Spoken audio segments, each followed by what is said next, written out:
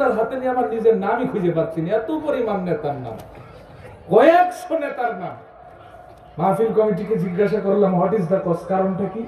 ওই হুজুর এগো নাম না দিলে তো মাহফিলে হবে না।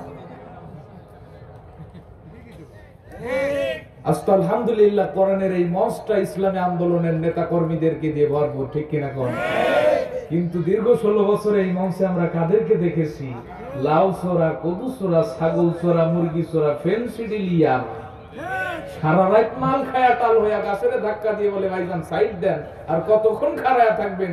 এরাই কোরআনের মাহফিলের প্রধান অতিথি। কথা কন না কেন? দাড়ি নাই, মসরি কি সেটি আগের বাম্পারের মতো। আউযুবিল্লাহ বিসমিল্লাহ সহিভাবে বলতে পারেন, আমাদেরকে সে থিয়েট দেয় যে হুজুর কথাবার্তা কিন্তু খুব সাবধানে বলবেন, কোরআন হাদিস কিন্তু আমরাও কম বুঝি না।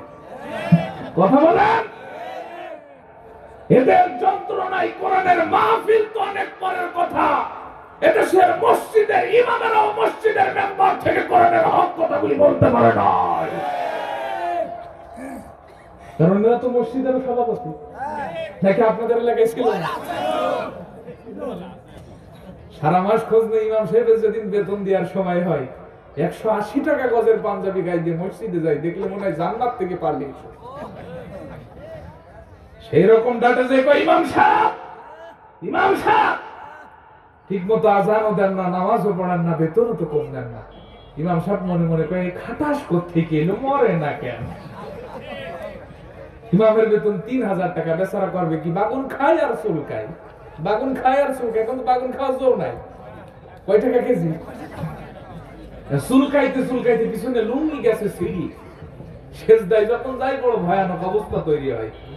এই সভাপতি কিছু মুসল্লি নিয়ে প্রাইভেট ভাড়া করে ঝিনাইদহ শহরে মুফতি সাহেবের কাছে গেছে ফতোয়া নিতে, যে মুফতি সাহেব আমাদের ইমাম সাহেব যখন সেজদায় যায় বড় ভয়ানক অবস্থা তৈরি হয়, এবার আপনি ফতোয়া দেন, এই ইমামের পিছনে কি আমাদের নামাজ হয়? মুফতি সাহেব বড় চালাক মানুষ, ইমামের বেতন কত? 3000 টাকা। করোনার সময় দিতাম 2000 টাকা, কারণ মুসল্লিও কম বেতনও কম।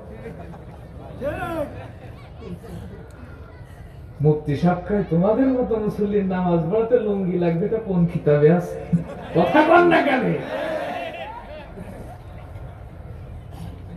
এনারাই কোরআনের মাহফিলের প্রধান অতিথি।